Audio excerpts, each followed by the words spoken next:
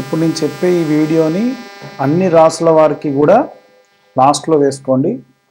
ఒక 5 to 6 minutes వరకు వచ్చే ఛాన్స్ ఉంది.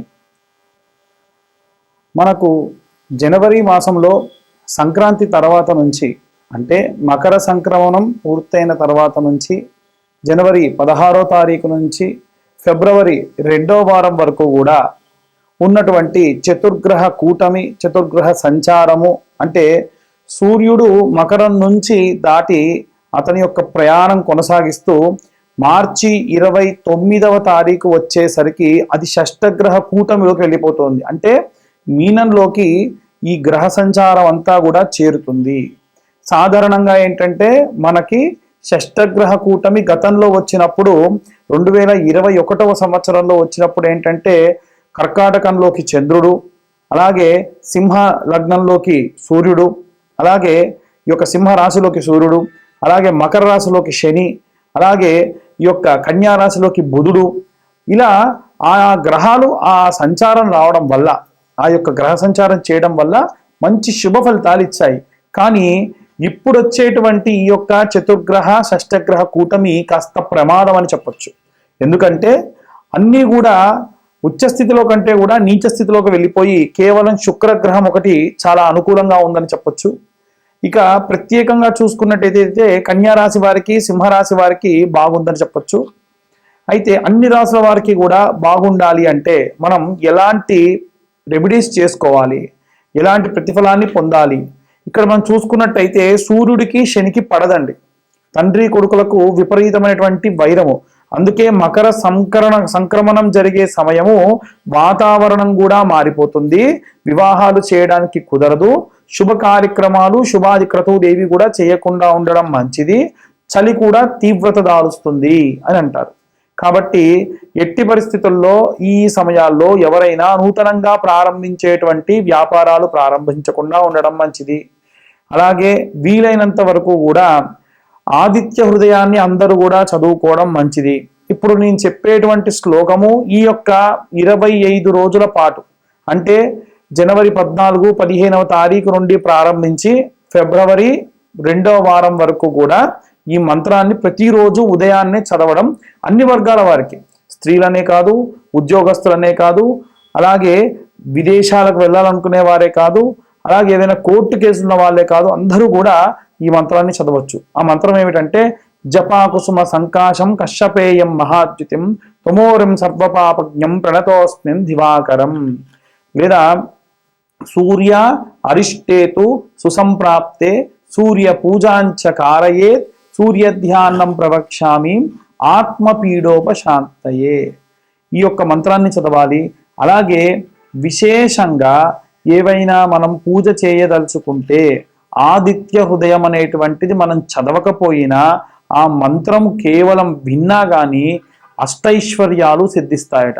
ప్రతిరోజు ఉదయం 6:30 నుంచి 7:30 మధ్య ప్రాంతంలో ఈ యొక్క మంత్ర పఠనం చేయడం చాలా చాలా శ్రేయస్సుకరం.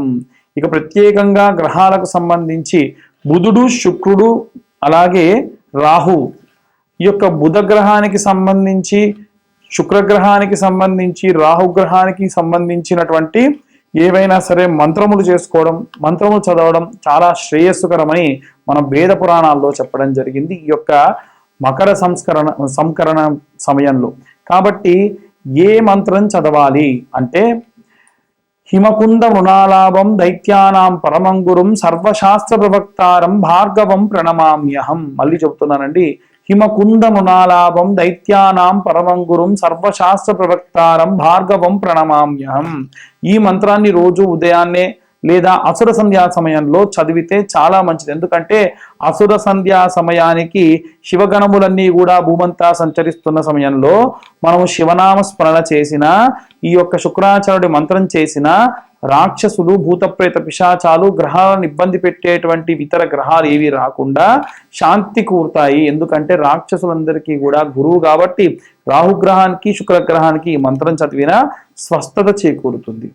ఇక ఉదయము లేదా సాయంత్రము మీ ఇంట్లో ఏదైనా చాంటింగ్ చేయదలుచుకుంటే ఓం నమో భగవతే నారాయణాయ నమః అనేటువంటి మంత్రాన్ని చాంటింగ్గా చేసుకోవడం చాలా చాలా ఉత్తమం.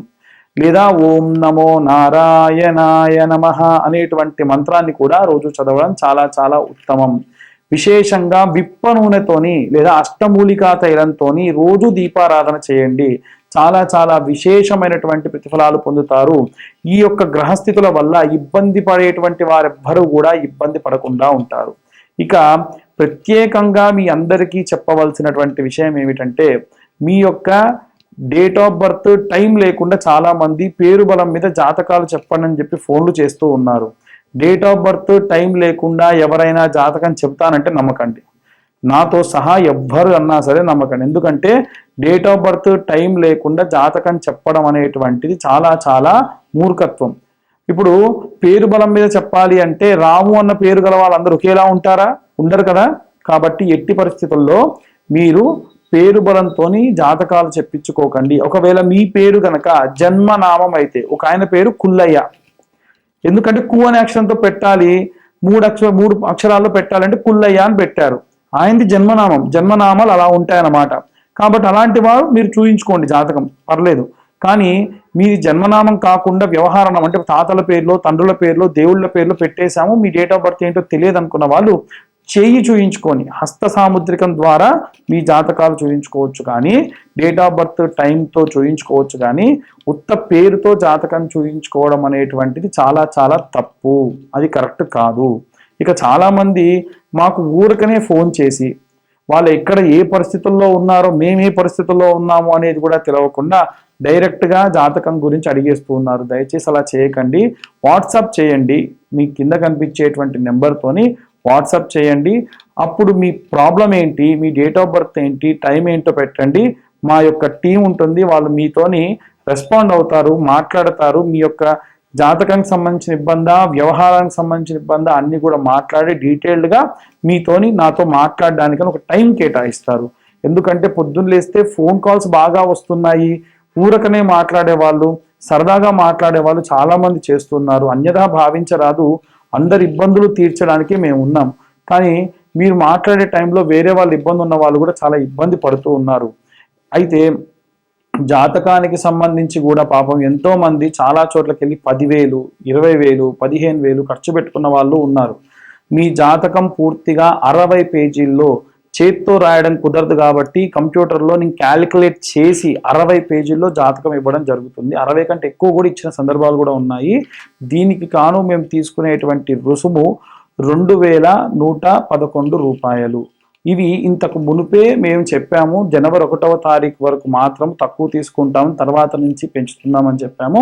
అన్యదా భావించరాదు. కాస్త ఇబ్బంది ఉన్న వాళ్ళు మాతో కాంటాక్ట్ చేసి మాట్లాడి డీటెయిల్స్ అన్నీ కూడా తెలుసుకొని జాతకాన్ని పక్కాగా తెలుసుకోవడం చాలా ఉత్తమము. మీ జాతకం గురించి మీతో మాట్లాడి, అలాగే మీకు సంబంధించినటువంటి జాతక విశ్లేషణగా మీతో ఒక అరగంట సేపు మాట్లాడి ఏవైనా రెమెడీస్ చెప్తాము. ఊరికనే ఫోన్ చేసిన వాళ్ళు ఎవరికి కూడా హోమాలు చెప్పము. మాకు ఊరికనే ఫోన్ చేసి హోమాలు చేయించుకుంటామనే వాళ్ళు కూడా ఉన్నారు. అవసరమైతేనే హోమాలు చేయించుకోండి, డబ్బు వృధాగా ఖర్చు చేయకండి. అందరూ కూడా ఈ యొక్క నూతన సంవత్సరంలో సంతోషంగా ఉండాలని కోరుకుంటూ అందరికీ కూడా సంక్రాంతి శుభాకాంక్షలు. తదుపరి వృషభ రాశి. శ్రీమాత్రే నమః, శ్రీ గురుభ్యో నమః. తదుపరి వృషభ రాశి.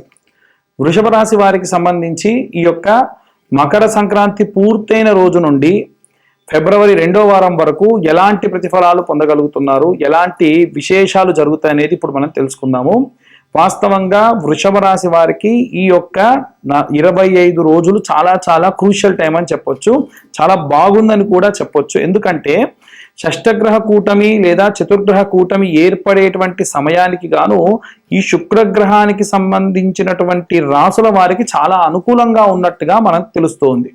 అందున ప్రత్యేకంగా ఈ రాశి వాళ్ళకు సంబంధించి నిజాయితీగా ఉన్నది ఉన్నట్టుగా చెప్పి ఉన్నది ఉన్నట్టుగా కంప్లీట్ చేసి ఎవరు ఎటువంటి ప్రలోభాలకి కూడా మీరు లొంగకుండా మీ పని మీరు చేసుకుంటూ వెళ్తే అద్భుతమైనటువంటి 4-5 నెలల పాటు ఏ ఇబ్బందులు లేకుండా ఉంటారు. అయితే ప్రత్యేకంగా వీరిలో ఎవరైనా గృహిణులు కానీ విద్యార్థులు కానీ ఏదైనా సరే గృహ నిర్మాణ సంస్థలో ఉన్న వాళ్ళు ఎవరైనా ఉంటే గనక భాగస్వామ్యంగా చేసేటువంటి పనులు అంత అనుకూలంగా కావు. ఇంట్లో ఉన్న గృహిణులు కూడా ఏవో చిన్నపాటి పనులు చేస్తూ ఉంటారు. ఉదాహరణకు జాకెట్లు కుట్టడము, లేకుంటే ఏదైనా సరే చిన్న చిన్న చేతి పనులు చేసేటువంటి వాళ్ళు ఉంటే ఎవరితో అయినా కలిసి చేద్దామని ఆగడం వల్ల సమయం వృధా అవ్వడము, పనిలో కూడా ఆటంకాలు రావడం జరుగుతుంది. విద్యార్థులు కూడా కంబైన్డ్ స్టడీస్ చేద్దామని చెప్పి ఎవరితో అన్న వెళ్ళి చేస్తూ ఇబ్బందులు బాగా పడుతూ ఉంటారు. ఎట్టి పరిస్థితుల్లో వీరు ఈ మూడు వర్గాలకు సంబంధించిన వారు ఎట్టి పరిస్థితుల్లో కూడా మీరు ఈ యొక్క కంబైన్డ్ గా చేసేటువంటి భాగస్వామ్యంతో చేసేటువంటివి ఎట్టి పరిస్థితుల్లో అంత అనుకూలంగా ఉండవు. ఇక ఉద్యోగస్తుల విషయానికి వస్తే, ఉద్యోగస్తుల్లో సాధారణంగా అన్ని వర్గాల ఉద్యోగస్తులకి ఉండేది ఏమిటి? సమయస్ఫూర్తి, అలాగే సమయానికి సమయానుకూలమైనటువంటి పనులు చేయడము, టైం టు టైం మెయింటైన్ చేసి మీరు పనికి వెళ్ళడము. ఇది మెయింటైన్ చేయండి. సమయస్ఫూర్తిగా సమాధానం ఇవ్వండి, సమయాన్ని వృధా చేయకండి. ఎట్టి పరిస్థితుల్లో ఇబ్బందులు రావు. ఈ మూడిట్లో ఏ పాటి ఆలస్యం జరిగినా, ఏ పాటి ఇబ్బంది జరిగినా మీకు చాలా చాలా ఇబ్బందికరమైనటువంటి వాతావరణమే కనిపిస్తూ ఉంది. ముఖ్యంగా సినీ రాజకీయ రంగాల వారికి సంబంధించిన విషయానికి వస్తే కూడా 90% అందరూ కూడా టైం మెయింటైన్ చేస్తూ ఉంటారు. సమయాన్ని గనక మీరు వృధా చేస్తే చాలా చాలా ఇబ్బంది పడేటువంటి అవకాశం ఉంది. ఎవరైనా సరే ఈ వృషభ రాశి వారికి సంబంధించి ఏదైనా సరే ప్రత్యేకమైనటువంటి క్షేత్ర దర్శనం ఈ మాసంలో చేసుకోవడం మంచిది. అంటే పూరి జగన్నాథ ఆలయం, హైదరాబాద్లో ఉన్నవారైతే పూరి జగన్నాథ ఆలయం అనేటువంటిది మనకు ఉంటుంది. ఆ దేవాలయానికి వెళ్ళి దర్శించుకోండి. ఇక మేము హైదరాబాద్లో లేవండి, మీరు హైదరాబాద్లో వారికి కాదు కదా అంటే దగ్గరలో ఉన్నటువంటి శ్రీమన్నారాయణుడికి సంబంధించిన ఏ ఆలయం అయినా సరే, కృష్ణుడి దేవాలయం కానీ, లేదా రామాలయం కానీ, లేదా వెంకటేశ్వర స్వామి ఆలయం కానీ వెళ్ళి బుధవారం నాడు ప్రత్యేకంగా స్వామివారికి చింతపండుతో చేసిన నైవేద్యాన్ని సమర్పించి స్వామివారి దగ్గర ప్రదక్షిణాలు చేయడం వల్ల కాస్త మీ అందరికీ సంబంధించిన అన్ని వర్గాల వారికి సంబంధించినటువంటి ఇబ్బందులు అనేటువంటివి పోతాయి. వీరు ఏ మంత్రం చదవాలి అంటే నిరంజనాయ విద్మహే నిరాభాసాయ ధీమహి తన్నో శ్రీనివాస ప్రచోదయాత్. అంతే, మళ్ళీ చెబుతున్నాను, నిరంజనాయ విద్మహే నిరాభాసాయ ధీమహి తన్నో శ్రీనివాస ప్రచోదయాత్ అనేటువంటి మంత్రాన్ని పఠనం చేయండి. విశేషమైనటువంటి ప్రతిఫలాన్ని పొందగలరు. ఇక ముఖ్యంగా అన్ని వర్గాల వారికి సంబంధించి ఇంకేదైనా సరే మీరు జపం చేసుకోవాలి అంటే ఈ మంత్రాన్ని జపం చేయడంతో పాటు ఇప్పుడు నేను చెప్పేటువంటి మంత్రం కూడా జపం చేయండి. చాలా చాలా విశేషమైనటువంటి ప్రతిఫలాన్ని పొందుతారు. ముఖ్యంగా భార్యాభర్తల మధ్యలో గొడవలు చికాకులు రాకుండా ఉంటారు. ఏమిటా మంత్రం అంటే శుక్ర అరిష్టేతు సంప్రాప్తే శుక్ర పూజాంచ కారయేత్ శుక్రధ్యాన్నం ప్రవక్ష్యామి కలత్ర పీడోపశాంతయే. మళ్ళీ చెబుతున్నాను, శుక్ర అరిష్టేతు సంప్రాప్తే శుక్ర పూజాంచ కారయేత్ శుక్రధ్యానం ప్రవక్ష్యామి కలత్ర పీడోపశాంతయే అనే మంత్రాన్ని చదవండి. విశేషమైనటువంటి ప్రతిఫలాన్ని పొందండి. ఇక షష్టగ్రహ కూటమి లేదా చతుర్గ్రహ కూటమి వల్ల ఎలాంటి ఇబ్బందులు వస్తాయి, వాటికి ఎలాంటి రెమెడీస్ తెలుసుకోవాలనేటువంటిది ఇప్పుడు మనం తెలుసుకుందాం.